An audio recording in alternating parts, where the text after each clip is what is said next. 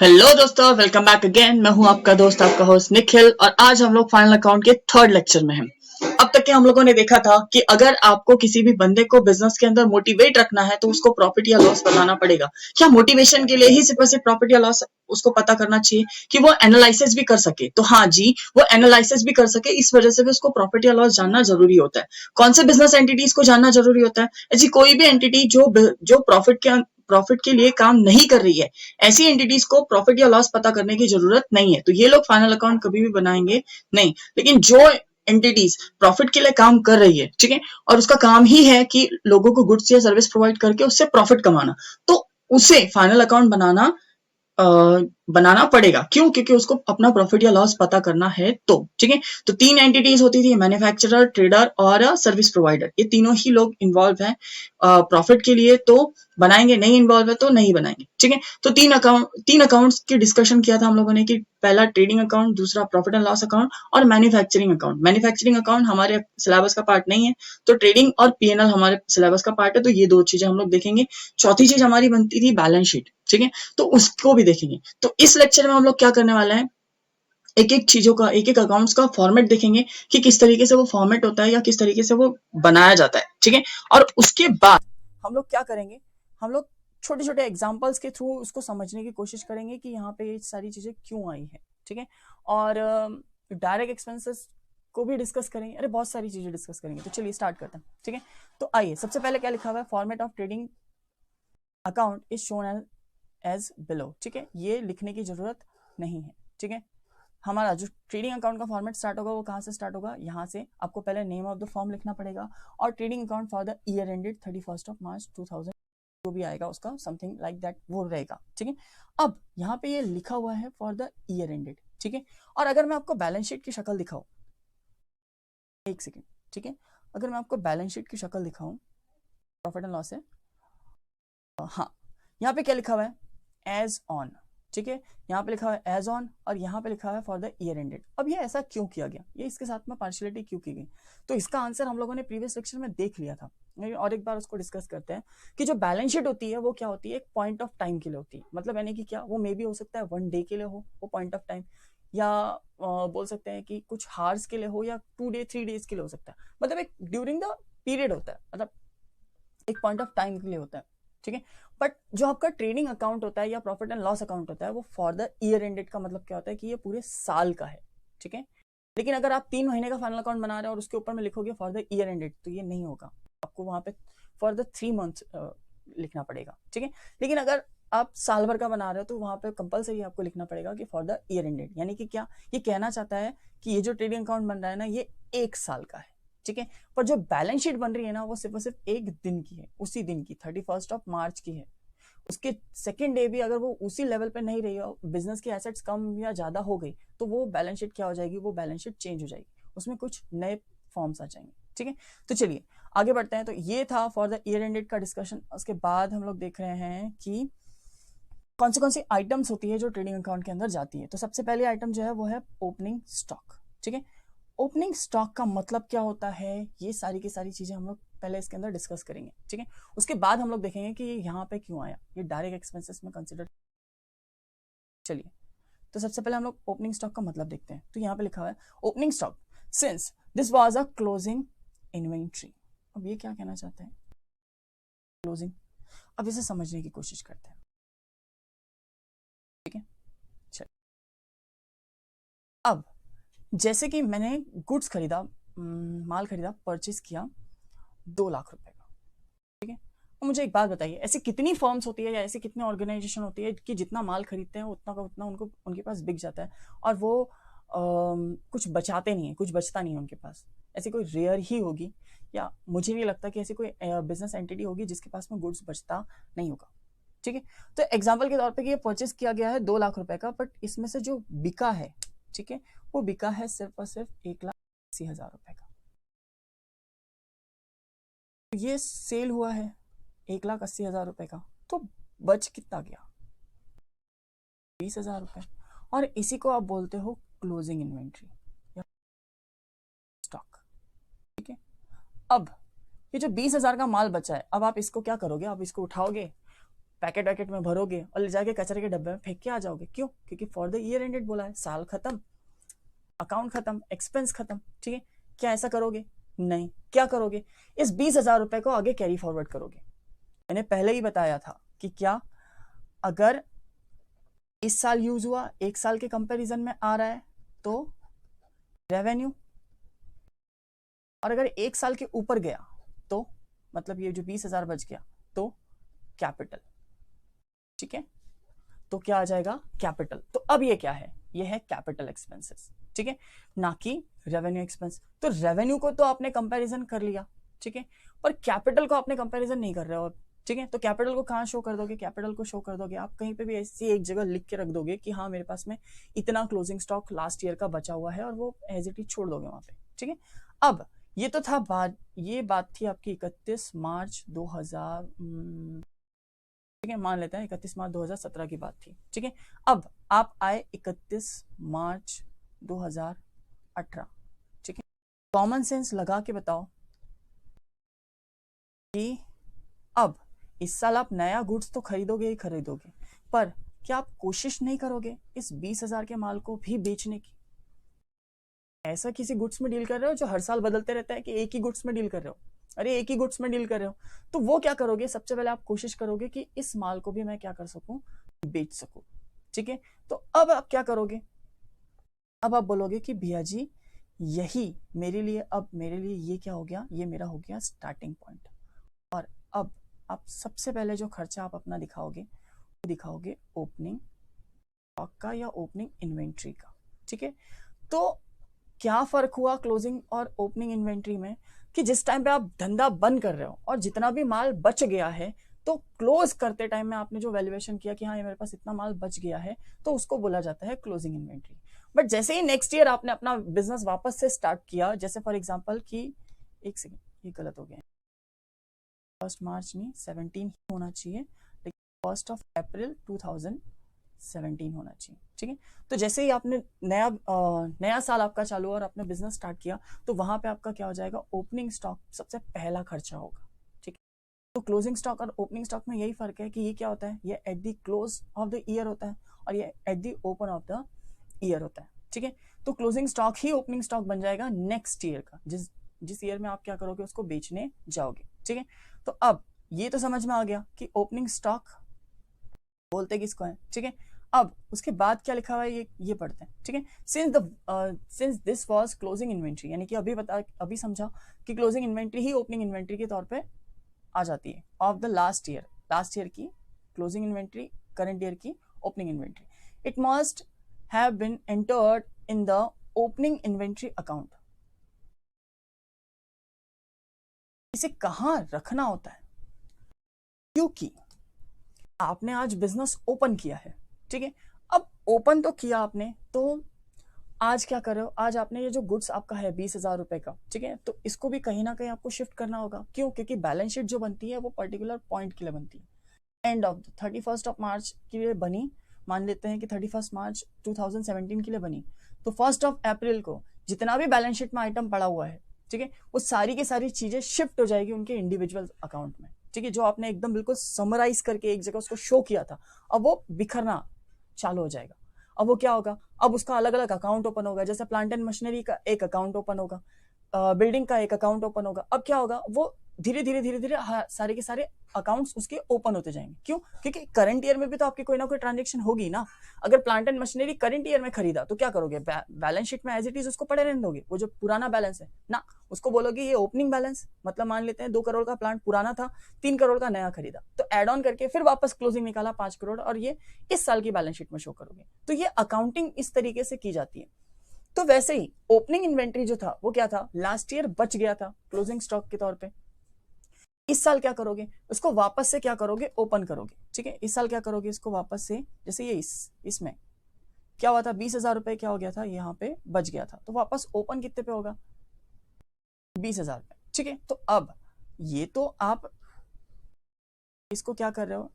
ये ऐसे गावरानी फॉर्म में ऐसा लिख के रखा हुआ है, बट अगर अकाउंटिंग फॉर्म में अगर देखोगे तो इसका एक अकाउंट बनेगा जिसमें कुछ इस तरीके से दिखेगा स्टॉक, और यहां पे दिखेगा आपका 2 ओपनिंग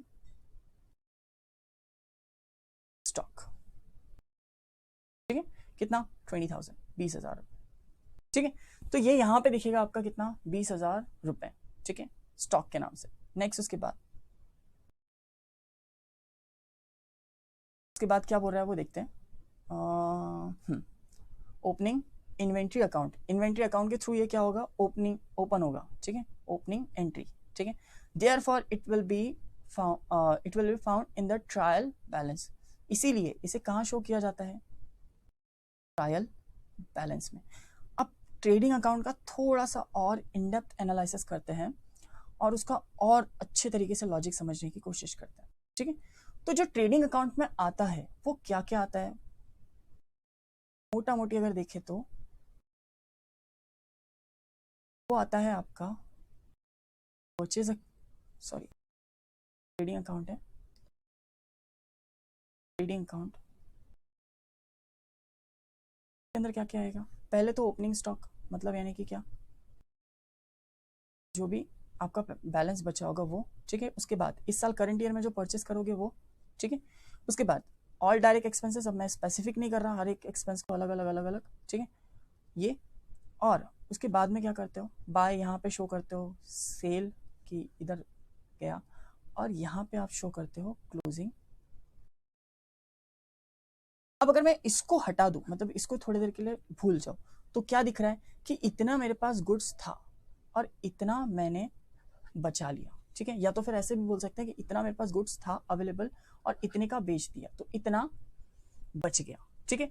तो इस पोर्शन को इतने पोर्शन को, यहां तक के इतने पोर्शन को ही अकाउंट में बोला जाता है COGS।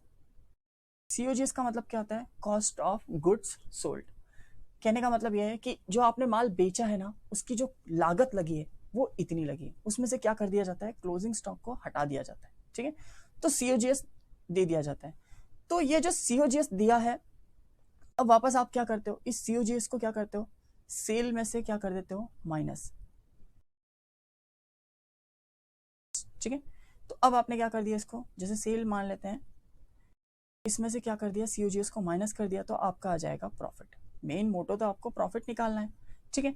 तो प्रॉफिट कैसे निकाला आपने, कि क्या किया, पहले तो आपने COGS निकाला, और COGS निकालने के बाद में क्या किया, सेल में से COGS को क्या कर दिया, माइनस कर दिया, और माइनस करने के बाद में आपको मिल गया प्रॉफिट, ठीक है। तो ट्रेडिंग अकाउंट में से प्रॉफिट, ग्रॉस प्रॉफिट निकालने के दो तरीके हैं। पहला सेल माइनस COGS, और COGS कैसे आया, opening stock plus purchase plus direct expenses minus closing stock. Minus क्यों किया क्लोजिंग स्टॉक को, क्योंकि उतना बचा हुआ है, ठीक है। वो कॉस्ट के अंदर अगर आपने इंक्लूड किया तो वो गलत इंटरप्रिटेशन हो जाएगा उसका। So that is the reason closing stock को आप हटा देते हो, और क्लोजिंग स्टॉक को जैसे ही आपने हटाया तो आपको क्या मिल गया, कॉस्ट ऑफ गुड्स सोल्ड, ठीक है। बेसिकली कहना क्या चाहता है कि इतने का गुड्स था और इतना बच गया, मतलब यानी कि क्या, टोटल इतना खर्चा, उसमें से इतना खर्चा नहीं हुआ, तो एक्चुअल में सेल करने के लिए कितना खर्चा होगा वो मुझे शो किया जाता है COGS से। तो दो तरीकों से हम लोग क्रॉस प्रॉफिट पता कर सकते हैं। पहला COGS को माइनस कर दिया आपने सेल में से, ठीक है, तो क्या निकल गया, ग्रॉस प्रॉफिट। और दूसरा तरीका क्या होता है, दूसरा तरीका यह होता है कि आपने सेल एज इट इज रहने दिया यहाँ पे, क्लोजिंग स्टॉक को भी यहीं पे रहने दिया, और opening plus purchase plus direct expenses को यहाँ रहने दिया, ठीक है। और इसी तरीके को बोला गया है ट्रेडिंग अकाउंट, ठीक है। अगर आज की डेट में मुझसे पूछोगे तो मैक्सिमम लोग ट्रेडिंग अकाउंट नहीं बनाते हैं, ठीक है। वो लोग क्या करते हैं, वो लोग प्रिफर करते हैं कि सेल माइनस COGS।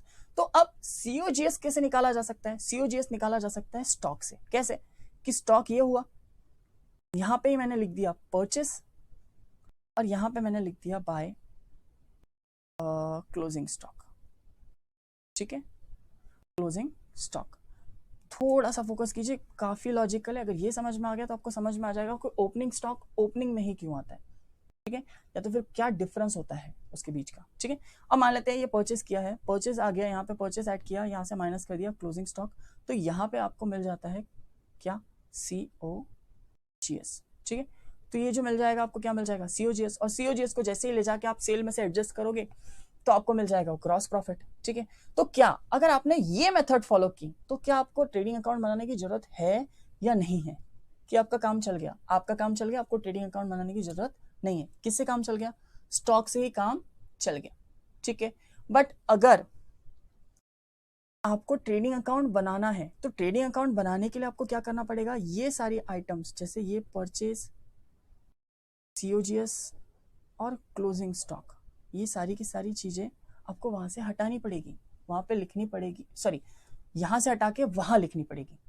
ठीक है, तो यहाँ पे क्या आएगा, ना यहाँ पे परचेज आएगा, ना यहाँ पे सीओजीएस आएगा, ना यहाँ पे क्या आएगा, क्लोजिंग स्टॉक आएगा। ठीक है, तो अब मुझे एक बात बताइए, आपने अकाउंट तो ओपन कर लिया 20,000 रुपए से, ठीक है, पर अब ये क्या है, अब इसकी बाकी अदर आइटम्स यहाँ पे मिल रही नहीं है, तो ये भी कहाँ चला जाएगा, ये भी आपका शिफ्ट हो जाएगा ट्रेडिंग अकाउंट में। क्यों, क्योंकि जिसके साथ में ये आना चाहिए था, यानी कि क्या, अगर ये परचेज और क्लोजिंग स्टॉक यहाँ पे आ गए होते तो आपको क्या पता चल जाता, सीओजीएस पता चल जाता और आप डायरेक्टली उसको एडजस्ट कर देते, कहां से, सेल में से। लेकिन आपको यहाँ पे कोई भी आइटम वैसी दी गई नहीं है। अब अकेला इसको कहाँ छोड़ सॉरी अकेला इसको छोड़ के बाकी परचेज हो गया, क्लोजिंग स्टॉक हो गया और डायरेक्ट एक्सपेंसेस हो गया, वो कहाँ चले गए, वो चले गए ट्रेडिंग अकाउंट में। तो कहीं ना कहीं ये अकेला रह जाएगा, और ये अगर अकेला रह गया तो ये यहाँ पे रह के क्या कर लेगा। ठीक है, तो इसको भी उसके पीछे जाना पड़ेगा। इसके पास दो ही तरीके हैं भैया जी, पहला या तो ये परचेज को, डायरेक्ट एक्सपेंस को और क्लोजिंग स्टॉक को मना के अपने साथ अपने पास लेके आ जाए, कहाँ, इस अकाउंट में।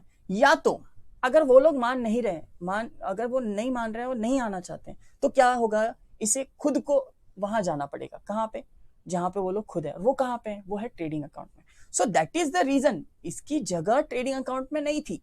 ठीक है, बट वो लोग यहाँ नहीं आ रहे थे, तो इसीलिए इसे वहां जाना पड़ा। तो ये कहाँ शो कर दिया जाएगा, ये शो कर दिया जाएगा आपका ट्रेडिंग अकाउंट में। बट ट्रेडिंग अकाउंट हमेशा बनता है ट्रायल बैलेंस के बाद में, और ट्रायल बैलेंस बनेगा लेजर के बाद में। ठीक है, और लेजर बनाने के लिए, यानी कि क्या, अगर आपको लेजर प्रिपेयर करना है तो हर चीज का लेजर आपको मेंटेन करना होगा, तो उसके अंदर स्टॉक का लेजर भी आ गया। ठीक है, so that is the reason ये डायरेक्ट ट्रेडिंग अकाउंट में ना जाते हुए ये सबसे पहले ट्रांसफर होगा ट्रायल बैलेंस में, और ट्रायल बैलेंस के बाद में ये कहाँ जाएगा, ट्रेडिंग अकाउंट में।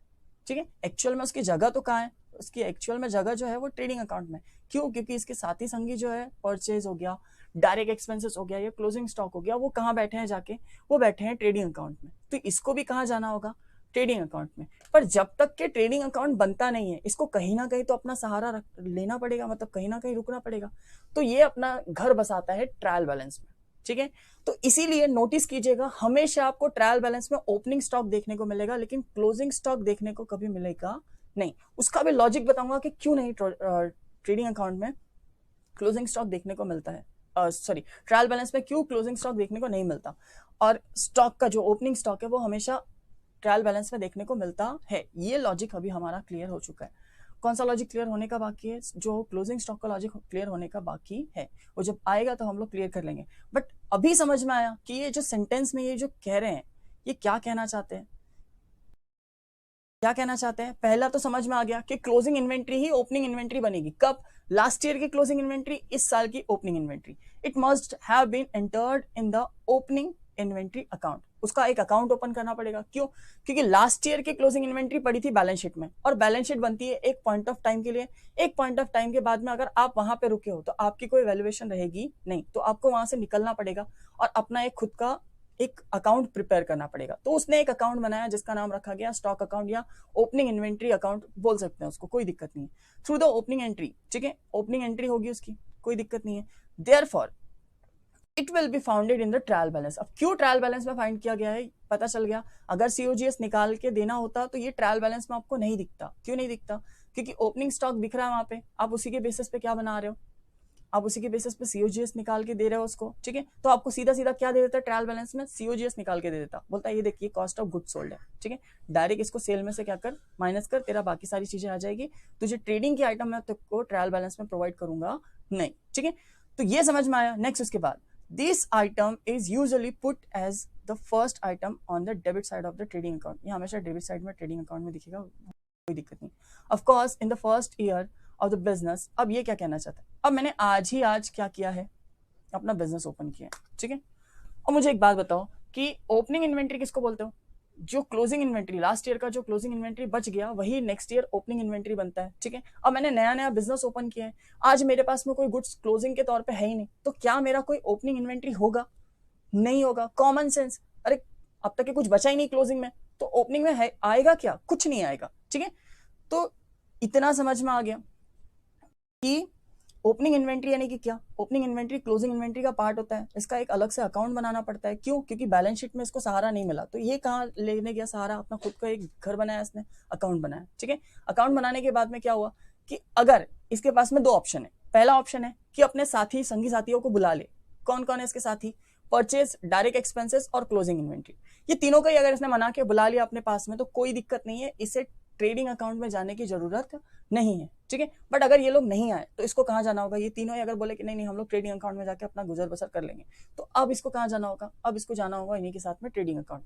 समझ में आया? So that is the reason. अब यहाँ पे क्या दिखाया जाएगा? इसको ट्रायल बैलेंस में दिखाया जाएगा, और ट्रायल बैलेंस ये कहाँ शिफ्ट होगा?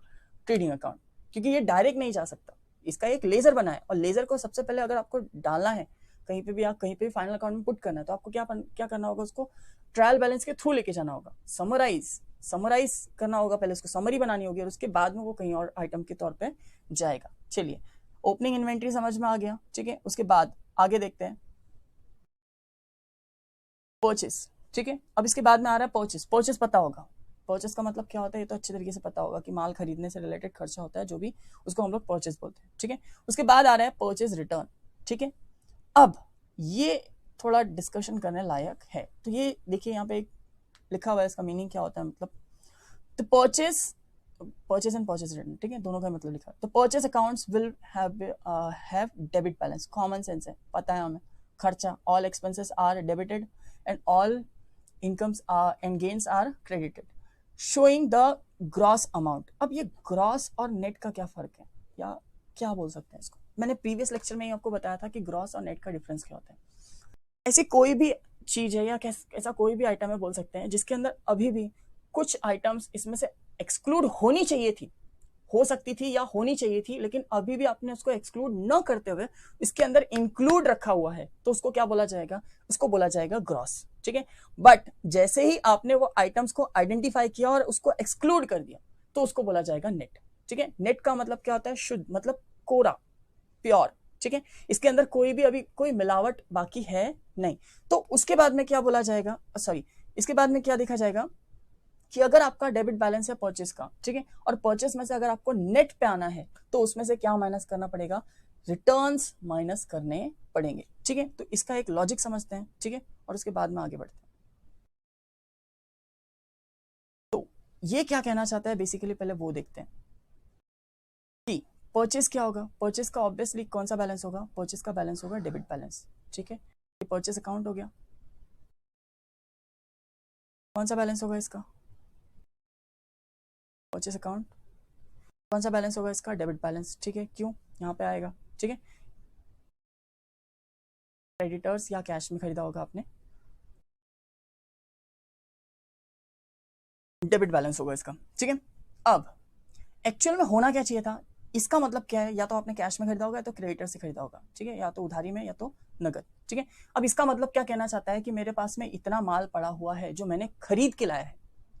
ठीक है, अब कई ऐसी आइटम्स होती है इसके अंदर जो हम लोग क्या करते हैं, हम लोग लेके तो आते हैं लेकिन हमारे काम की नहीं होती, या तो फिर वो क्या होती है, वो डैमेज होती है या स्क्रैप होती है या कुछ ना कुछ उसमें ऐसी खराबी होती है जो हमारे को चलेगी नहीं। ठीक है, तो हम लोग क्या करते हैं, हम लोग बोलते हैं कि एक काम कर, ये जो माल है ना तेरा, ये थोड़ा डैमेज है, खराब है, ये उसको उठा के लेके जा और मुझे इसके बदले में दूसरा माल वापस कर। ठीक है, तो अब जब इसने हमें माल बेचा था, ठीक है, तो क्या किया था हम लोगों ने, इसको परचेस अकाउंट को डेबिट कर दिया था और क्रेडिटर को क्या कर दिया था? क्रेडिट कर दिया था। ठीक है, बट आज हम लोग क्या कर रहे हैं? आज हम लोग गुड्स को वापस कर रहे हैं। ठीक है, तो आज हम लोगों ने यहाँ पे शो करना चाहिए क्या? क्रेडिटर को हम लोगों ने वापस कर दिया गुड्स। ठीक है, तो वो यहाँ शो कर दिया जाएगा। कुछ एक हाइपोथेटिकल अमाउंट लेके मैं आपको समझा देता हूँ। ठीक है, तो ज्यादा अच्छे तरीके से समझ में आएगा। मान लेते हैं कि मैंने 2 लाख रुपए का क्या खरीदा, गुड्स खरीदा और 2 लाख रुपए का कैश में माल खरीदा। ठीक है, अब जिन लोगों से मैंने 2 लाख रुपए का माल खरीदा था, ठीक है, उनमें से 10,000 रुपए का माल जो निकला वो कैसा है? वो डैमेज्ड है, खराब है। ठीक है, तो अब अगर मैं ये आइटम इसमें से माइनस कर दूं तो मुझे कितना दिखेगा? मुझे दिखेगा मेरा इस साल का जो खर्चा आया है 3,90,000। इस साल का जो खर्चा आया है वो कितना आया है? 3,90,000। किससे रिलेटेड? परचेज से रिलेटेड। ठीक है, अब ये जो अमाउंट आया है ये ग्रॉस है कि नेट है? ये नेट नेट अमाउंट है, ठीक है, नेट अमाउंट है, ठीक है, नेट परचेज बोल सकते हैं इसको, ठीक है। बट ऐसा करना मेरे लिए वैलिड रहेगा कि थोड़ा दिक्कत वाला रहेगा, थोड़ी प्रॉब्लम आएगी। क्यों प्रॉब्लम आएगी? क्योंकि मैंने डायरेक्ट नेट शो कर दिया। अब अगर कोई भी बंदा बोलेगा या कोई भी बंदा मेरा ट्रेडिंग अकाउंट देखेगा तो उसको क्या समझ में आएगा कि 3,90,000 का तूने माल खरीदा और रिटर्न कुछ भी नहीं है, निल, ठीक है। जो कि मेरे केस में रिटर्न है, लेकिन उसको दिख नहीं रही कि वो मेरा लेजर जर्नल ये सारी चीजें देखने नहीं बैठा है। वो सिर्फ और सिर्फ क्या देखेगा? वो देखेगा ट्रेडिंग अकाउंट। और ट्रेडिंग अकाउंट में अगर उसको कुछ भी चीज नहीं दिखी उसके काम की, तो वो क्या समझेगा? वो इंटरप्रिटेटिव वैसा करेगा जिस तरीके से उसको दिखाया जा रहा है, ठीक है।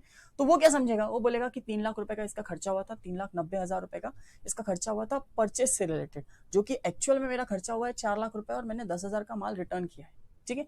वो इन्फॉर्मेशन इसको प्रोवाइड की जा रही नहीं है। तो इस केस में मैं क्या करूंगा? यहाँ पे मैं ये तरीका नहीं अपनाऊंगा। कौन सा वाला? यहाँ पे मैं ये वाला तरीका अपनाऊंगा नहीं। अब मैं यहाँ पे कौन सा तरीका अपनाऊंगा? यहाँ पे मैं क्या करूंगा? मैं एज इट इज इसको वैसे का वैसा रहने दूंगा। मतलब मैं रिटर्न को यहाँ पे रिकॉर्ड ही नहीं करूंगा, ठीक है। मैं रिकॉर्ड नहीं करूंगा और मैं सीधा सीधा बोलूंगा कि ये मेरा क्या आया? बाय बैलेंस बीडी कितना? 4 लाख रुपए। क्या इसमें से कोई रिटर्न बाकी है वापस करना? हाँ, 10,000 रुपए की जो रिटर्न थी वो अभी भी बाकी है माइनस करना, लेकिन हमने उसको किया नहीं है, ठीक है। तो अब मुझे एक बात बताइए, ये क्या कहलाएगी? ग्रॉस की नेट? ये कहलाएगी अब ग्रॉस। अब समझ में आया ग्रॉस और नेट का डिफरेंस? ग्रॉस मतलब यानी कि क्या? कोई भी ऐसी आइटम जिसमें से कुछ आइटम्स माइनस करना था या कर सकते थे लेकिन अब तक के नहीं किया, लेकिन फ्यूचर में करोगे, तो उसी को बोला जाएगा ग्रॉस, ठीक है। बट अगर कर दिया है माइनस, जैसे हम लोगों ने पहले दिखाया था 3,90,000, तो 3,90,000 क्या था?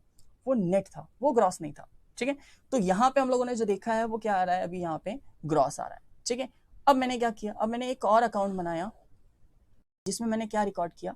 जिसमें मैंने रिकॉर्ड किया परचेज रिटर्न, कितना? 10,000 रुपए। अब बच्चा ये भी तो शो किया जाएगा ना बाय बैलेंस सीडी, कितना? 10,000 रुपए। अब मुझे एक बात बताइए, दोनों ही अकाउंट को देख के क्या समझ में आ रहा है? ये परचेज डेबिट बैलेंस है, शो किया जा रहा है क्रेडिट साइड। ये परचेज रिटर्न क्रेडिट बैलेंस है बट शो किया जा रहा है डेबिट साइड, ठीक है। तो अब ये जाएगी किस साइड? अगर ट्रायल बैलेंस में तो वैसे भी ये क्रेडिट साइड दिखेगा और वो कहाँ दिखेगा? डेबिट साइड दिखेगा। तो ये भी क्रेडिट साइड दिखेगा और वहां पे क्या दिखेगा? वो डेबिट साइड। तो ट्रेडिंग अकाउंट में कैसे दिखेगा? ट्रेडिंग अकाउंट में कहाँ बनाया था हम लोगों ने ट्रेडिंग अकाउंट? नहीं बना लेते हैं, चलो ठीक है, नहीं बनाया कहीं, यहाँ बना लेते हैं हम लोग एक ट्रेडिंग अकाउंट, ठीक है। तो अभी हम लोग क्या बना रहे हैं? ट्रेडिंग अकाउंट, ठीक है। तो ये हमारा बन गया ट्रेडिंग अकाउंट,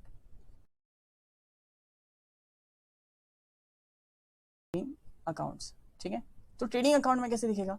ये यहाँ दिखेगा टू परचेस। अभी मैं ओपनिंग क्लोजिंग की बात नहीं कर रहा, ठीक है। अभी मैं सिर्फ और सिर्फ डिस्कस कर रहा हूँ यहाँ पे परचेस से रिलेटेड, क्योंकि एक एक चीज को हमें समझना होगा, उसके बाद में ही हमें लिंक क्लियर हो पाएगा या हमारे डाउट्स क्लियर हो पाएंगे, ठीक है। अब ये दिखा ट्रेडिंग अकाउंट, यानी कि यहाँ पे क्या दिख रहा है आपको? परचेज दिख रहा है, ठीक है। अब बेसिकली या लॉजिकली आपका जो परचेज रिटर्न है वो कहाँ जाना चाहिए? वो जाना चाहिए क्रेडिट साइड। क्यों? क्योंकि बैलेंस है उसका क्रेडिट साइड, और हमें पता है कि जिसका भी बैलेंस डेबिट होता है वो डेबिट साइड जाएगा और जिसका भी बैलेंस क्रेडिट होता है वो क्रेडिट साइड जाएगा, ठीक है। तो अब देखिए, अगर मैं इसको बात करूँ और इसको देखो सॉल्व करके, तो कितना आ रहा है? 4 लाख माइनस 10,000, तो कितना बचा? ये बचा 3,90,000। आ रहा है आंसर, कोई दिक्कत नहीं है, सेटिस्फाइड है, ठीक है। बट यहाँ पे अब अकाउंटेंट या जो भी बंदे हैं जो अकाउंटिंग कर रहे हैं, तो वो क्या करेंगे? वो लोग अपना अपना दिमाग लगाएंगे। क्यों बोलेंगे? परचेस रिटर्न को शो करने का अलग अलग तरीके ढूंढ के निकालेंगे, ठीक है। पहला तरीका ये हो गया। दूसरा तरीका क्या करेंगे? एक ही चित्तर। दूसरा बोलेंगे एक काम कर, इसमें से माइनस कर परचेज रिटर्न, 10,000 रुपए। अब अकाउंट का मेन काम ही क्या था? इंफॉर्मेशन प्रोवाइड करना, ठीक है, और वो भी इजीली तरीके से जो समझ में आए। अब ये क्या होगा? अब ऐसे 50 लोग अलग अलग 50 तरीके तरीके निकालेंगे परचेज रिटर्न को शो करने के। तो जो अकाउंट, जो ट्रेडिंग अकाउंट या कोई भी बंदा जो देख रहा है, वो क्या करेगा? वो कंफ्यूज हो जाएगा। वो बोलेगा भाई कभी परचेज रिटर्न यहाँ दिखता है, कभी यहाँ दिखता है, कभी कहीं और दिखता है, कभी कहीं और दिखता है, ठीक है। कभी कोई लोग क्या करेंगे, कोई बोलेंगे एक काम कर, यहीं से माइनस करके सीधा सीधा यहाँ दिखा दे। तो ये सब क्या कर रहे हैं, ये सब लोग क्या कर रहे हैं, ये सब लोग अपना अपना तरीका अलग अलग निकाल रहे हैं। तो अब यहाँ पे कौन आ रहा है, यहाँ पे एक बंदा आ रहा है जिसका नाम है ICAI। अब ये एंटर करता है और ये बोलता है एक काम करो, हम कुछ कॉन्सेप्ट देंगे या कुछ स्टैंडर्ड्स देंगे, ठीक है, और उसी स्टैंडर्ड के बेस पे आपको अपनी अकाउंटिंग करनी पड़ेगी, ठीक है। तो उन्होंने क्या बोला, बोला ये तरीका वैलिड है, ये तरीका सही है, ये तरीका गलत है, जो पहले किया था वो भी तरीका गलत है। इस तरीके को छोड़ के, मतलब यानी कि क्या, ये जो तरीका है इस तरीके को छोड़ के बाकी जितने भी तरीके आप अपनाओगे वो सारे के सारे तरीके गलत रहेंगे। अगर आपने उस हिसाब से ट्रेडिंग अकाउंट बनाया तो हम आपकी जो ट्रेडिंग अकाउंट है उसको वैलिड करार देंगे नहीं, ठीक है। तो अब मैक्सिमम अकाउंटेंट लोगों ने कौन सा चीज फॉलो करना चालू कर दिया, ये वाला, ठीक है। किसने बोला, ये बोला गया है ICAI ने, institute of chartered accountant of India, ठीक है। कहाँ बोला है, ये बोला है उन्होंने अपने अकाउंटिंग स्टैंडर्ड्स में, AS में, ठीक है, कि आपको इस तरीके से डिस्क्लोज करना पड़ेगा, ठीक है। कहाँ बोला है, AS1 में बोला है। अगर आपको पढ़ना होगा तो वो AS1 आपको दिख जाएगा, लेकिन 12th के लेवल पे AS उतने अप्लाई हो नहीं रहे, तो इसलिए मैंने आपको ज्यादा उसके अंदर घुसा नहीं हूँ, ठीक है। इतना डीप जाना मेरे हिसाब से तो काफी ठीक है, ठीक है। तो ये समझ में आ गया आपको कि क्या कहना चाहता है यहाँ पे। तो अब इसका क्रक्स निकालते हैं कि परचेज कहाँ दिखेगा, ट्रेडिंग में, और परचेज रिटर्न एग्जैक्टली उसके नीचे दिखेगा। क्यों दिखेगा, क्योंकि ICAI बोलता है कि एक स्टैंडर्ड मेंटेन करो, ठीक है। अब ये इसको माइनस करके क्यों शो किया जा रहा है, यहाँ पे माइनस क्यों शो किया जा रहा है, क्योंकि ये जो आइटम थी वो क्रेडिट साइड थी और अकाउंट में ये हमारी इक्वल टू के साइन होता है। तो जैसे ही इक्वल टू के इस साइड जाएगा तो ये आइटम क्या हो जाएगी, माइनस, ठीक है। जैसे ये अगर ये इस साइड आ गया तो ये भी क्या हो जाएगा, इसमें से माइनस हो जाएगा, ठीक है। तो जैसे ये लाइन के क्रॉस करके इधर साइड जाएगा, ये बॉर्डर क्रॉस करके इधर साइड जाएगा तो ये बोल दिया जाएगा कि ये माइनस की आइटम है और वहां से उसको डिडक्ट कर दिया जाएगा। So that is the reason purchase return हमेशा परचेज में से क्या दिखेगा, आपको लेस होता हुआ दिखेगा, ठीक है। अब जो 3,90,000 आया है वो कैसे आया होगा, देखो 4 लाख माइनस 10,000 कितना आया, 3,90,000। तो अब ये जो है ना, ये है आपका नेट, ये क्या है, नेट, और ये जो था ये था आपका ग्रॉस, ठीक है। तो चलिए आगे बढ़ते हैं और क्या कहना चाहता है वो देखते हैं। तो इतना समझ में आ गया, परचेज अकाउंट हमेशा डेबिट बैलेंस होगा, showing the gross amount of purchase, gross amount of purchase. क्यों, क्योंकि परचेज अकाउंट में आप परचेज रिटर्न माइनस नहीं कर सकते। अगर माइनस किया तो अगला जो बंदा ट्रेडिंग अकाउंट देख रहा है तो उसको क्या समझ में आएगा कि इस साल मेरी कोई रिटर्न हुई नहीं है, ठीक है। नेक्स्ट उसके बाद मेड ऑफ द मटेरियल्स तो purchase returns account will have a credit balance. अब भी देखा क्यों क्रेडिट बैलेंस होता है, क्योंकि ये वापस जा रहा है, तो उस केस में क्या होगा, इसका क्रेडिट बैलेंस होगा। The return of material to the supplier, जिसने सप्लाई किया है, ठीक है, उसको सप्लायर हमने क्या बोला था यहाँ पे, हमने बोला था क्रेडिटर,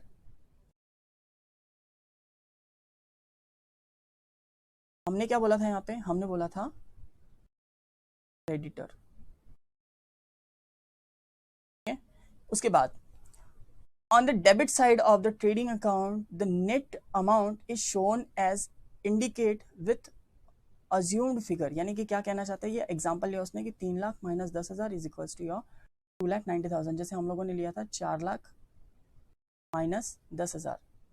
तो ये बस कुछ नहीं कहना चाहता, ये बोलना चाहता है कि इस तरीके से आप उसको वहां पे शो करोगे, ठीक है, जो हम लोगों ने देख लिया। तो ये कुछ नई बात नहीं कर रहा, जो हम लोगों ने देखा है अब तक के वही सारी चीजें बोल रहा है ये, ठीक है। तो अब क्या हो गया, ओपनिंग स्टॉक हो गया, परचेज हो गया। अभी हम लोग जस्ट डेबिट वाली आइटम पे हैं, ठीक है। इसके बाद में हम लोग आएंगे क्रेडिट साइड वाली आइटम पे, ठीक है। उसके बाद और एक आई चीज वेजेस, और उसी के नीचे एग्जैक्टली दिख रही है वेजेस एंड सैलरी। अब इसको समझने की कोशिश करते हैं कि ये सारी चीजें क्या है, ठीक है। आइए तो इसको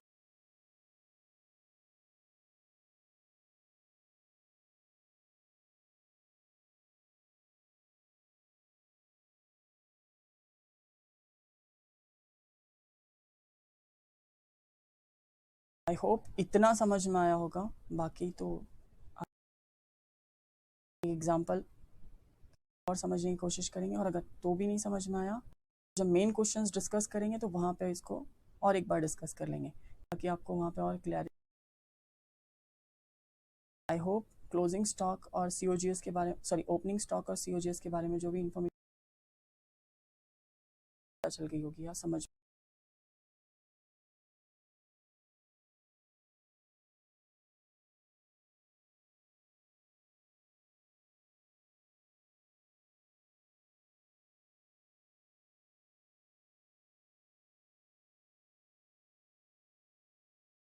नेक्स्ट उसके बाद हम लोग क्या देखने वाले हैं, अब हम लोग देखने वाले हैं wages salary. What's the difference between wages, ठीक है। वेजेस पहला और बहुत ज़्यादा इंपॉर्टेंट डिफरेंस होता है वो है कि जो वेजेस होता है वो फैक्ट्री वर्कर्स को दिया जाता है, वो दिया जाता है आपके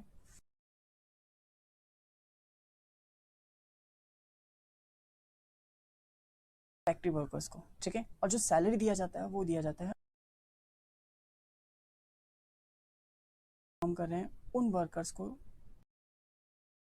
दी जाती है, ठीक है। ये सबसे बड़ा डिफरेंस है इनका, ठीक है, कि वेजेस हमेशा फैक्ट्री वर्कर को मिलेगा और जो सैलरी है वो किसको मिलेगी, ऑफिस वर्कर को, ठीक है। उसके बाद ये पहला डिफरेंस हो गया। दूसरा डिफरेंस कैसा होता है कि इनको जो वेजेस मिलता है वो डे वाइज मिलता है या तो वीक वाइज मिलता है, ठीक है। बट जो सैलरी दी जाती है इन्हें वो दी जाती है या तो month wise,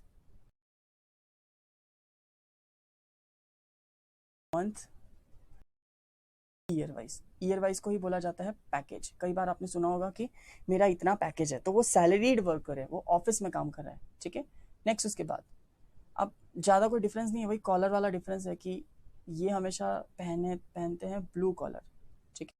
blue collar worker होते हैं ये लोग, ठीक है, और ये होते हैं व्हाइट कॉलर वर्कर। तो ये इतना कोई बहुत मेजर डिफरेंस नहीं है, बट मेजर डिफरेंस क्या है कि जो फैक्ट्री में काम कर रहा है उसको वेजेस दिया जाता है और जो सैलरी मतलब यानी कि क्या जो ऑफिस में काम कर रहा है उसको सैलरी प्रोवाइड की जाती है, ठीक है।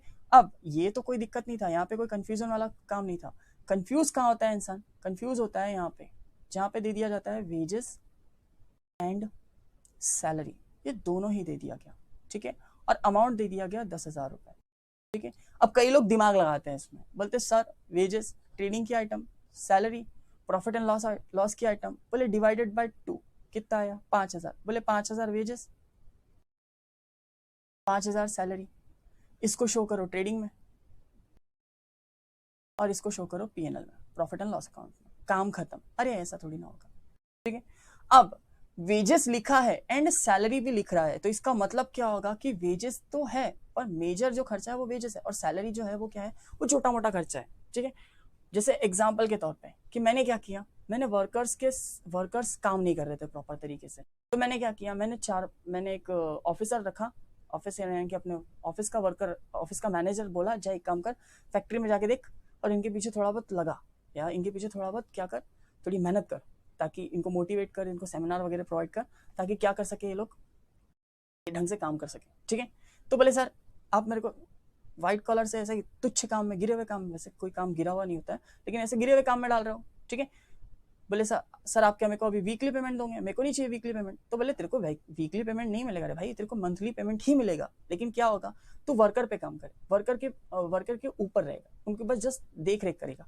तो इसको जो मंथली सैलरी मिल रहा था वो तो सैलरी मिलेगा ही मिलेगा, और वेजेस वो भी क्या कर दिया जाएगा, वो भी दिया जाएगा, ठीक है।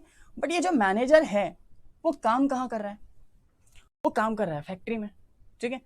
उसका एक्चुअल में काम कहाँ होना चाहिए था, वो काम होना चाहिए था ऑफिस में, लेकिन काम कर रहा है फैक्ट्री में। और जितने भी फैक्ट्री के एक्सपेंसेस होते हैं या जितने भी वहां पे होने वाले एक्सपेंसेस होते हैं या जो भी वर्कर या एम्प्लॉय वहां पे काम करता है, तो उसको हम लोग कौन से एक्सपेंस में कंसिडर करते हैं, डायरेक्ट एक्सपेंस और ट्रेडिंग में डालते हैं, ठीक है। तो यहाँ पे वेजेस मेजर है और उसको थोड़ा सा सहयोग करने के लिए, सपोर्ट करने के लिए सैलरी, मतलब एक मैनेजर रखा गया, उसकी सैलरी दी जा रही है। तो उसको भी अलग से शो ना करते हुए हम लोगों ने क्या किया, दोनों को एक ही में इंक्लूड कर दिया कि वेजेस वर्कर का और जो उनके ऊपर में नजर रखे है उसको हम लोग मंथली बेसिस पे पेमेंट कर रहे हैं, नजर रखने का ही, तो उसको सैलरी बोलते हैं और सैलरी को भी इसी के अंदर इंक्लूड कर दो, ठीक है, ताकि हमें समझ में आना चालू यानी कि समझ में आए कि ये क्या है, डायरेक्ट एक्सपेंसेस है और ये एक्सपेंसेस इन वजहों से हुए थी। सैलरी में कोई दिक्कत नहीं है अगर वेजेस, अब एक छोटा सा ट्रिक बताओ, जो भी आपसे सामने दिखेगा उसका जो नेचर होता है वहां पे उसको ले जाके डाल देना। एग्जांपल के तौर पे वेजेस एंड सैलरी दिखा, वेजेस प्रायोरिटी है, वेजेस जाती कहाँ है, ट्रेडिंग अकाउंट में, डिस्कस ही ट्रेडिंग अकाउंट कर रहे हैं, तो वेजेस जाएंगी कहाँ? ट्रेडिंग अकाउंट में। तो कहाँ ले जाके पुट कर दोगे इसको ले जाके पुट कर दोगे ट्रेडिंग अकाउंट में, ठीक है। बट अगर सैलरी प्रायोरिटी है, जैसे सैलरी एंड वेजेस दिखा, आपको फ्यूचर में दिखेगा, जैसे अभी दिखा देता हूँ, कोई दिक्कत नहीं, ठीक है। तो प्रॉफिट एंड लॉस अकाउंट में देखोगे तो आपको दिखेगा, कहाँ गया, ये दिखा, वेजेस एंड सैलरी बोल रहा है। अब इस केस में क्या हुआ, यहाँ पे क्या बोलना चाहता है कि सैलरी प्रायोरिटी है और वेजेस कैसा है, सेकेंडरी है। तो वेजेस को कोई ज्यादा भाव नहीं देगा और सैलरी को ज्यादा भाव देते हुए सैलरी जहां जाती है वहां पे उसको ले जाके पुट कर दिया जाएगा, ठीक है। तो इतना आई थिंक ये डाउट क्लियर है आपका, ठीक है। चलिए उसके बाद आ रहा है हमारा फ्रेट, ठीक है, और कैरेज इनवर्ट। ये दोनों एक ही टर्म है, ठीक है। दोनों में बस इंग्लिश का फर्क है, ठीक है। दोनों का मतलब ही होता है माल लाने का खर्चा। फ्रेट का भी मतलब वही होता है और हमारे कैरेज इनवर्ट का भी मतलब वही होता है। दोनों में डिफरेंस बस इंग्लिश का फर्क है कि हम लोग दो इंग्लिश फॉलो करते हैं, ब्रिटिश वाला और एक हमारी जो ब्रिटिश वाला है और एक यूएस वाली इंग्लिश होती है, ठीक है। तो यूएस वाली इंग्लिश में फ्रेट बोलते हैं और ब्रिटिश वाली इंग्लिश में उसको क्या बोला जाता है, कैरेज इनवर्ट। तो दोनों में कोई दिक्कत वाली बात नहीं है, ठीक है। उसके बाद आ रहा है आपका ऑक्ट्रॉय। ऑक्ट्रॉय का मतलब क्या होता है, अब जो गुड्स आता है या माल लाने का जो आपका वे होता है वो कौन से होते हैं वो मैं बता देता हूँ पहले, ठीक है। पहला तो आपका गुड्स आता है, पहला जो आपका गुड्स आता है वो आता है बाय रोड, ठीक है। दूसरा गुड्स जो आता है, मतलब यानी कि क्या, दूसरा एक तरीका होता है जो माल लाने का होता है, वो होता है बाय ट्रेन, ठीक है। वो कौन सा तरीका होता है, वो होता है बाय, ठीक है। तीसरा एक तरीका होता है, ये होता है बाय एयर, मतलब यानी कि क्या, अब यहाँ से प्लेन आएगा और प्लेन में ही आपका सामान शिफ्ट कर दिया जाएगा, ठीक है। और चौथा एक तरीका होता है जो होता है बाय वाटर, ठीक है। अब चारों ही तरीकों में अगर आपके पास गुड्स आ रहा है तो उसको कैरेज इनवर्ट बोलोगे या तो फ्रेट बोलोगे, ठीक है। बट जो चारों ही चीजों में कुछ एडिशनल खर्चे लगते हैं तो वो उसको अलग से आप रिकॉर्ड करोगे एडिशनल खर्चों के तौर पे। जैसे कि अब बात कर रहे हैं तो ये तो कैरेज में आ गया, इसमें कोई एडिशनल खर्चा नहीं आया, टोल टैक्स वगैरह सारी की सारी चीजें उसी कैरेज में इंक्लूड हो जाती है, ठीक है। बट इसके साथ में क्या किया जाता है, यहाँ पे ऑक्ट्रॉय चार्जेस दिए जाते हैं, ठीक है। ये एक्स्ट्रा चार्जेस होता है, ये एज अ टैक्स के तौर पे स्टेट गवर्नमेंट को देना पड़ता है, ठीक है। ऑक्ट्रॉय चार्जेस देने पड़ते हैं। तो ये क्या हो गया, ये तो टैक्स हो गया, एडिशनल खर्चा हो गया। तो ये कहाँ जाएगा, ये अलग से शो कर दिया जाएगा और ये हमारा डायरेक्ट एक्सपेंस का ही नेचर होगा। लेकिन क्या है, कैरेज के साथ में एड ऑन करके ना दिखाते हुए इसको आपने अलग से दिखाया है, ठीक है। सेम प्लेन से आ रहा है तो क्या करोगे, प्लेन से जो आता है तो वहां पे आपको लगता है कार्गो के खर्चे, ठीक है। तो कार्गो का जो खर्चा लगेगा वो अलग से शो करोगे। और अगर बाय वाटर आ रहा है, थ्रू द वाटर आ रहा है, तो आपको लगता है डक चार्जेस, ठीक है। तो जो डक चार्जेस लग रहा है आपको एडिशनली, वो भी आप क्या करोगे, अलग से शो करोगे, ठीक है। तो वैसे ही ऑक्ट्रा है, मतलब यानी कि क्या, अगर आपका ट्रेन से आ रहा है माल और ट्रेन से आते टाइम पे अगर कोई एडिशनल खर्चा लग रहा है तो उसको बोलते हैं ऑक्ट्रा, ठीक है। एडिशनल टैक्स अगर पेड कर रहे हो तो, ठीक है। उसके बाद आता है इम्पोर्ट ड्यूटी, ठीक है। इम्पोर्ट ड्यूटी यानी कि क्या, इसे डायरेक्ट में क्यों बोला गया है, ठीक है, क्योंकि ये सारी की सारी चीजें जो है ना वो डायरेक्टली गुड्स से कनेक्टेड है। अगर आपके पास में गुड्स आएगा ही नहीं, ठीक है, या डायरेक्ट आपका रेडी टू सेल नहीं हो पाएगा तो आप उसको बेच नहीं पाओगे, तो इसीलिए सबको डायरेक्ट बोला गया है। अब इम्पोर्ट ड्यूटी मतलब यानी कि क्या होता है, इम्पोर्ट ड्यूटी का मतलब होता है कि अब कैसा होता है कि आप हमेशा सेम कंट्री से माल नहीं खरीदते हो। एग्जाम्पल के तौर पे आपने खरीदा, जो गुड्स खरीदा है वो खरीदा है चाइना से, वो कहाँ से खरीदा, चाइना से खरीदा, चीन से खरीदा और इंडिया में लाके खरीदा, ठीक है। तो अब इसके लिए जो आपको क्या करना पड़ता है, आपका माल तो आया बट एडिशनल टैक्स के तौर पे और एक चीज देनी पड़ती है, उसको बोलते हैं इम्पोर्ट ड्यूटी, ठीक है। ये क्यों लगाई जाती है, क्योंकि गवर्नमेंट बोलती है कि बाहर का माल या बाहर किसी देश की कंट्री का माल हमारे कंट्री में अगर बिक रहा है तो हमें क्या चाहिए, हमें एडिशनल टैक्स चाहिए। So that is the reason हमें क्या करना पड़ता है, ये ड्यूटी पेड करनी पड़ती है, ठीक है। क्योंकि कभी भी ऐसा नहीं होगा, आप ऐसा नहीं करोगे कि क्या बाजू वाले का घर अच्छा चल रहा है, ठीक है, और आपका घर खराब है, तो क्या करोगे आप, बाजू वाले के घर से जो चीजें आ रही है वो चीजें लेते जाओगे और अपने घर में वैसे ही रहने दोगे या अपनी चीजें बेचने की कोशिश करोगे। एग्जाम्पल के तौर पे कि आपका एक बिजनेस है और आपके बाजू में एक बिजनेस है, ठीक है, वो कई चीजें सस्ती बेचता है और आपके घर में कोई चीजें है जो आप भी वही चीज बनाते हो लेकिन थोड़ी महंगी है, ठीक है। तो आप क्या करोगे, अगर आपको कोई चीज की जरूरत पड़ रही है तो अपना सामान यूज करोगे कि उसके सामान से काम चलाओगे? आप अपना सामान यूज करने की कोशिश करोगे, ठीक है। तो गवर्नमेंट भी बोलती है कि एक काम करो, या तो तुम इंडिया में ही वो चीज प्रोड्यूस करो, और अगर नहीं प्रोड्यूस करते तो हमको क्या करो, एज ए टैक्स के तौर पे इंपोर्ट ड्यूटी दो, ठीक है। तो इस केस में ये जो इंपोर्ट ड्यूटी है वो क्या होगा, वो हमारा डायरेक्ट नेचर का खर्चा होगा, ठीक है। तो चलिए आगे बढ़ते हैं। इंपोर्ट ड्यूटी हो चुका है। नेक्स्ट उसके बाद कस्टम ड्यूटी। कस्टम ड्यूटी ये वर्ल्ड वाइड टैक्स होता है। वर्ल्ड वाइड टैक्स यानी कि क्या, कि अगर आपको एक देश से दूसरे देश में कहीं पे भी अगर आपको गुड्स भेजना है, ठीक है, तो ये एक प्रकार का टैक्स देना पड़ता है, ठीक है। या तो देना है, या तो भेजना है, या तो मंगवाना है, तो ये आपको देना ही पड़ेगा। ये कस्टम्स एक्ट के तौर पे लगता है, ठीक है। ये आपको देना ही पड़ेगा। उसके बाद डक चार्जेस देख लिया था, थ्रू द वाटर आ रहा है हमारा अगर कोई गुड्स, तो आपको क्या देना पड़ता है, duck charges. Works manager salary, ठीक है। जैसे हम लोगों ने उसको कुछ समय के लिए वहां पे रखा था, अगर आप परमानेंटली रख दिया होता तो उस केस में क्या बोलते हैं उसको, वर्क्स मैनेजर सैलरी, तो उसको भी अलग से आप दिखा सकते हो, ठीक है। Next power fuel and oil, ये पता होगा, पावर फ्यूल एंड ऑयल कोई दिक्कत नहीं है इसमें। कोल गैस एंड वाटर, ये तो पता ही होगा, ठीक है। रॉयल्टी, अब रॉयल्टी कोई चीज नहीं आई है, ठीक है, इसे हम लोग देखते हैं, ठीक है। रॉयल्टी का मतलब क्या होता है पहले वो समझने की कोशिश करते हैं, ठीक है। एडिसन ने बल्ब का इन्वेंशन किया था और बहुत सारे इन्वेंशंस किए थे।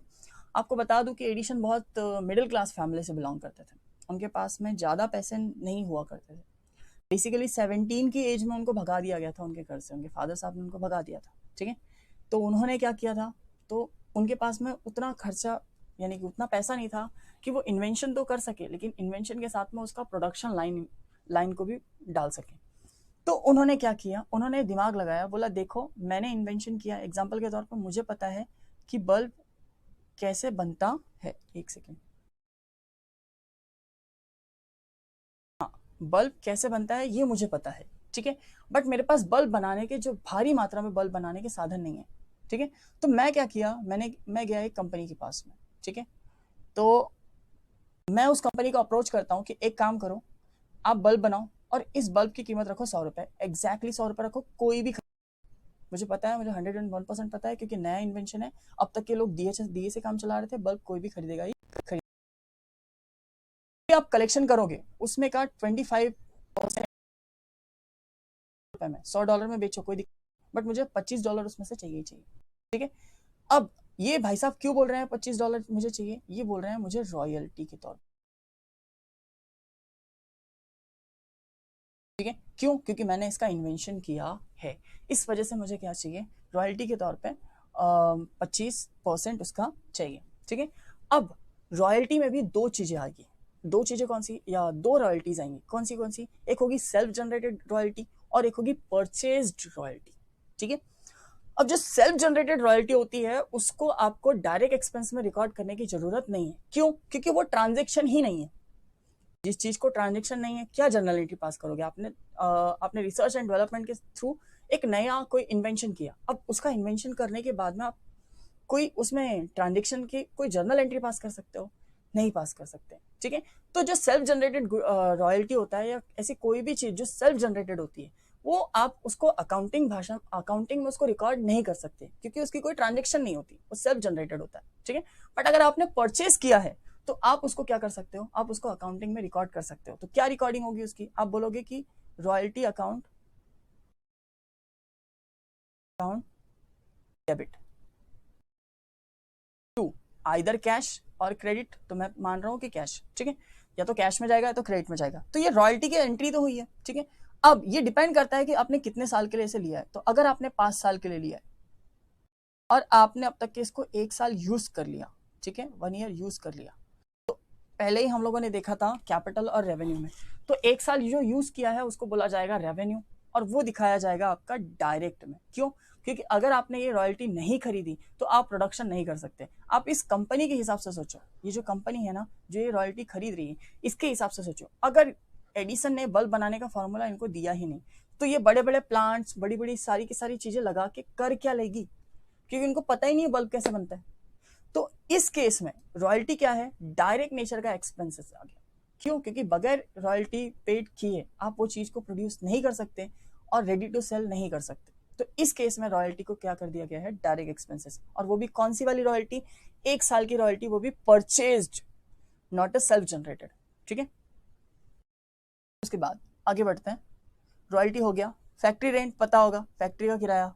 ठीक है, फैक्ट्री इंश्योरेंस पता होगा, फैक्ट्री का इंश्योरेंस। मोटिव पावर, तो बड़े बड़े जो ऐसे केमिकल इंडस्ट्रीज होती हैं, वहां पे क्या होता है, बड़े बड़े बॉयलर्स लगे होते हैं। तो जो बॉयलर्स लगे होते हैं ना, उन बॉयलर्स को हाँ एनी टाइम गर्म रखने के लिए हम लोगों को ईंधन या गैस की जरूरत पड़ती है। वो अलग से एक लिक्विड टाइप आता है। ठीक है, तो वो लिक्विड को या वही गैस को जो आप सप्लाई कर रहे हो नीचे से, उसको बोला जाता है मोटिव पावर। ठीक है, उसको गर्म रखने के लिए आप वो यूज करते हो। ठीक है, उसी को बोला जाएगा मोटिव पावर।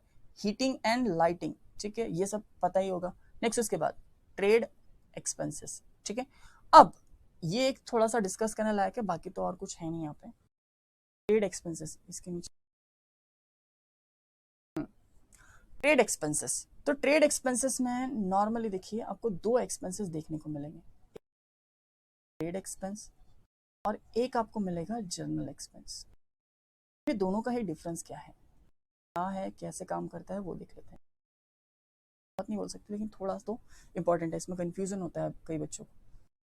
पहली चीज बात करें हम लोग ट्रेड एक्सपेंसेस की, तो ट्रेड एक्सपेंसेस का मतलब क्या होता है कि अब कैसा होता है कि बड़ी बड़ी इंडस्ट्रीज होती है, बड़ी बड़ी ऑर्गेनाइजेशंस होती है, उसमें छोटे मोटे खर्चों का कोई लेना देना नहीं होता। एग्जाम्पल के तौर पे वर्कर्स आ रहे हैं और वर्कर्स को मैंने चाय पिला दी, या वर्कर्स ने ओवर टाइम किया और मैंने उनको नाश्ता प्रोवाइड किया। ठीक है, अब हजारों करोड़ों का टर्नओवर है और वहां पे 10,000 रुपए का आपको नाश्ते का खर्चा, आपको अच्छा लगेगा वो दिखाना? नहीं। ठीक है, बाई आती है झाड़ू वगैरह मार के जाती है कारखाने के अंदर, तो ये अच्छा लगेगा क्या? नहीं। दिवाली हुई, दिवाली में मैंने साफ सफाई करवाई, उसके लिए लग गया 50,000 का खर्चा, ये अच्छा नहीं लगता। तो ऐसे जितने भी छोटे मोटे खर्चे होते हैं जो फैक्ट्री के अंदर हो रहे हैं ट्रेड से रिलेटेड, तो उसको हम लोग क्या करते हैं, ट्रेड एक्सपेंस के नाम से अकाउंट बनाते हैं और सारे के सारे एक्सपेंसेस उसको एक ही जगह डाल देते हैं। उसको मिसलेनियस एक्सपेंसेस, जितने भी छोटे मोटे एक्सपेंसेस मिसलेनियस एक्सपेंसेस के तौर पे एज इट इज पुट कर दिया जाता है। ठीक है, बट जनरल एक्सपेंसेस बिल्कुल एज इट इज सेम होता है, लेकिन ये जो एक्सपेंसेस होते हैं वो होते हैं ऑफिस के अंदर। ठीक है, ट्रेड वाले कहाँ होते हैं, वर्कर्स के ऊपर में या फैक्ट्री के अंदर, और ये जो होते हैं जनरल वाले जो होते हैं वो होते हैं ऑफिस के अंदर। ठीक है, तो वो जो होते हैं वो कहाँ डाल दिए जाते हैं, जनरल के अंदर। ठीक है, अब इसमें क्या किया जाता है कि अगर आपको दोनों ही चीजें प्रोवाइड कर दी जाए ट्रायल बैलेंस में, कौन सी ट्रेड और जर्नल, दोनों ही एक्सपेंसेस आपको दिखाए जा रहे हैं, तो क्या करोगे उस केस में, आप क्या करोगे, ट्रेड वाले को दिखाओगे आप ट्रेडिंग अकाउंट में और जर्नल वाले को आप दिखाओगे प्रॉफिट एंड लॉस अकाउंट में। अब ऐसा करने का इंटेंशन क्या था इसका, अब ऐसा करने का इंटेंशन ये था इसका कि ये बताना चाहता है कि ट्रेड एक्सपेंसेस जो है ना, वो जितनी आपकी आप सोच रहे हो उससे कहीं ज्यादा हो चुके हैं। ठीक है, और उसका इम्पैक्ट कहीं ना कहीं कॉस्ट ऑफ गुड्स के ऊपर में पड़ने वाला है। ठीक है, तो इसीलिए आप कहाँ शो कर दो उसको, आप उसको शो कर दो ट्रेड एक्सपेंस के नाम से। ठीक है, बट अगर उसने क्या किया, जनरल एक्सपेंस के नाम से ही शो कर दिया, तो क्या कर दिया उसने, बोला कि एक काम करो, ट्रेड एक्सपेंस को भी जनरल एक्सपेंस में मर्ज करो और सीधा इसको पीएनएल में शो कर दो। क्यों? क्योंकि इसमें इतनी कोई ऐसी बहुत भारी आइटम नहीं है जिसकी वजह से कॉस्ट ऑफ गुड्स या तो इंक्रीज हो या तो डिक्रीज हो। ठीक है, यानी कि क्या, मोटा मोटी अगर कहना चाहो, क्रक्स अगर बोलूं, तो ट्रेड एक्सपेंसेस जो होते हैं उसका कोई इंपैक्ट ही नहीं पड़ रहा कॉस्ट के ऊपर में। ठीक है, मुश्किल से 5-10 पैसे का पड़ रहा है तो उतना मैटर करता नहीं है बड़ी बड़ी ऑर्गेनाइजेशंस के लिए। तो बोलता है एक काम कर, छोड़, इतना झंझट नहीं पालते, एक काम कर, सीधा उसको उठा और ट्रेडिंग अकाउंट सीधा कहाँ डाल, इसको पीएनएल के अंदर। ठीक है, तो अगर इसमें से कोई एक दे दे, एग्जाम्पल के तौर पर अगर ट्रेड एक्सपेंस दे दे और जनरल एक्सपेंस ना दे, या तो फिर जनरल एक्सपेंस दे दे या तो ट्रेड एक्सपेंसेस ना दे, तो उस केस में क्या करोगे, उस केस में आप इसको सीधा उठा के कहाँ डाल दोगे, प्रॉफिट एंड लॉस अकाउंट में, पीएनएल में डाल दोगे। बट अगर इसमें से दोनों ही चीजें प्रोवाइड की जाए तो पहला वाला जाएगा ट्रेडिंग में और दूसरा वाला जाएगा पीएनएल के अंदर। ठीक है, आई थिंक आज के लिए इतना काफी है। नेक्स्ट लेक्चर में हम लोग पहले ये तो बाद में देखेंगे ग्रॉस प्रॉफिट, पहले हम लोग डिस्कस करेंगे सेल एंड सेल्स रिटर्न। तो सेल एंड सेल रिटर्न तो आपको पता ही होगा, इजी है, ज्यादा कुछ है नहीं इसके अंदर। ठीक है, बिल्कुल as it is purchase and purchase return के जैसा ही होता है ये सेल्स एंड सेल्स रिटर्न। तो ये नेक्स्ट लेक्चर में देखेंगे और क्लोजिंग स्टॉक का लॉजिक समझने की कोशिश करेंगे। ठीक है, तो चलिए मिलते हैं हम लोग नेक्स्ट लेक्चर में। ठीक है।